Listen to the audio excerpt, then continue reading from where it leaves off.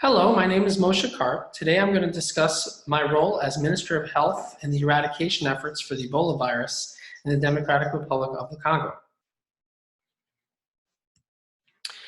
So the Ebola virus is an infectious and frequently fatal disease marked by fever and severe internal bleeding spread through contact with infected body fluids by a filovirus whose normal host is unknown. So the Ebola virus was first discovered in 1976 near the Ebola River in Zaire, now known as the Democratic Republic of Congo. Occasional outbreaks in several African countries have been documented.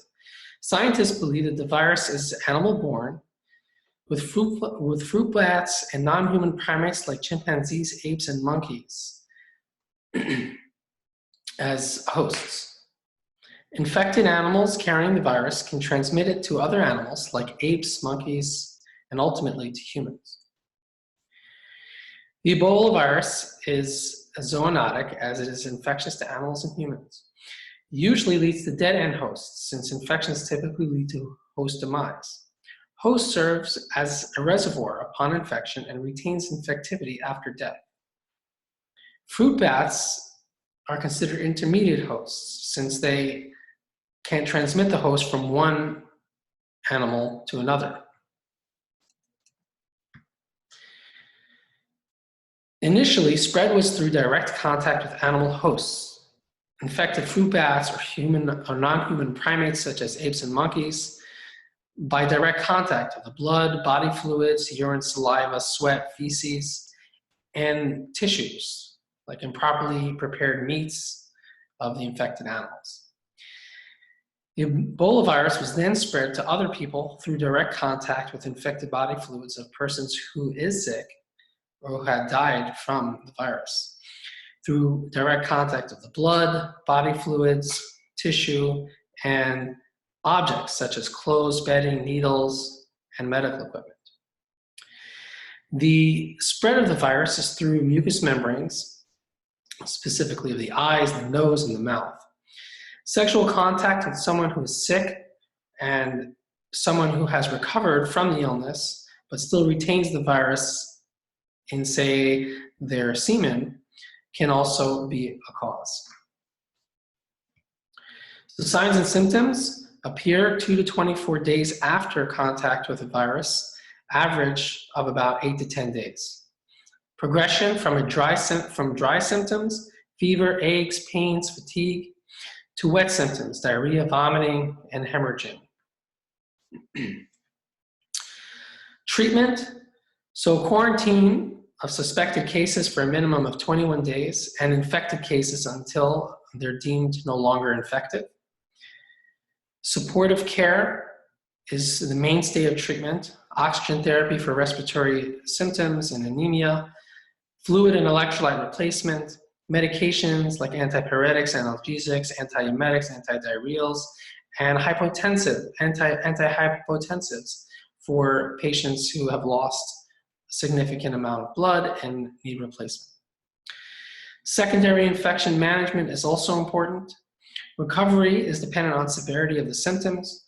Prolonged effects of recovered patients have been known to be in the joints and also with vision disturbances.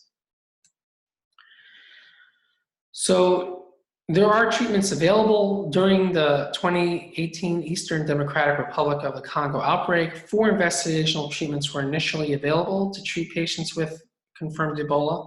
2 of those treatments, the Regeneron and the MAB-114, produced overall survival increases. So these 2 antiviral drugs currently remain in use for the patient and for patients that are confirmed with Ebola in these regions. So prevention, when living in or traveling to regions where Ebola virus is present, you have to avoid contact with blood and body fluids, avoid contact with semen, avoid items that may have come in contact with infected people, like clothes, bedding, needles, medical equipment, avoid funeral or burial rituals that require handling of the body of someone who died from the virus. Avoid contact with bats and non-human primates, blood, fluids, and bushmeat. Avoid contact with the raw meat of any unknown source. So currently there is a vaccination available. There are actually 2 vaccinations available. There is the FDA approved Ebola virus vaccine called Ervebo, and that is a single dose vaccination regimen. Another investigational vaccine is available as well, and that is a 2-dose with a first dose on contact, and then the second dose is a booster dose 56 days later. So the history of Ebola virus in the Democratic Republic of the Congo. So there have been 10 known outbreaks of Ebola virus since 1976, which the last outbreak began August 1st, 2018 in Kivu Ebola epidemic. It's ongoing with over 3,780 cases reported. And as of June 2019, it had spread to Uganda. This is considered the 2nd largest Ebola outbreak in recorded history. So management of the Ebola outbreak. So my position in managing this Ebola outbreak is to work with lawmakers to develop policies to stop disease transmission. This would include producing policies to enforce barrier precautions in healthcare and public environments in known outbreak zones. It would restrict travel in and out of endemic areas. We'll also develop policies to prevent future outbreaks of disease by mandating precaution measures like hand washing, PPE, personal protective equipment, and including sick days for people or workers that feel that they may have symptoms of the virus. We're going to also supervise activities related to management and transmission of the outbreak to assure compliance of protocols and ensure policies are effective. Partner with pharmaceutical companies for vaccinations and drug development and their distributions. We're going to continue to have an open dialogue with ministries of health, specifically in Uganda and other affected regions, for ideas for strategic planning. We're going to collaborate with the WHO, CDC, and other healthcare entities that are working on the front lines to set standards of care and quality assurance.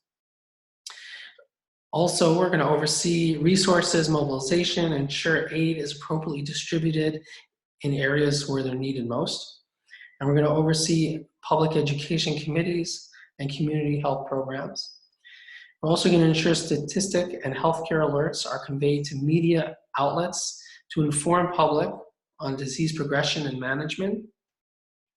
And we're going to ensure quality, health equity, and fairness based on needs and utility. So in conclusion, prevention of the disease transmission is paramount. As the Minister of Health, I will oversee all efforts to combat the spread of the Ebola outbreak. I will lobby with other government officials to produce policies that prevent the spread of the virus. I will act as a resource for district medical officers, animal healthcare officers, chief medical officers, ministers of health, WHO directors, district medical officers, and other members of our team. I'll retain an open dialogue with foreign entities that are aiding in eradication of this disease. And I will ensure agendas are progressive, resources are available to affected communities. Thank you.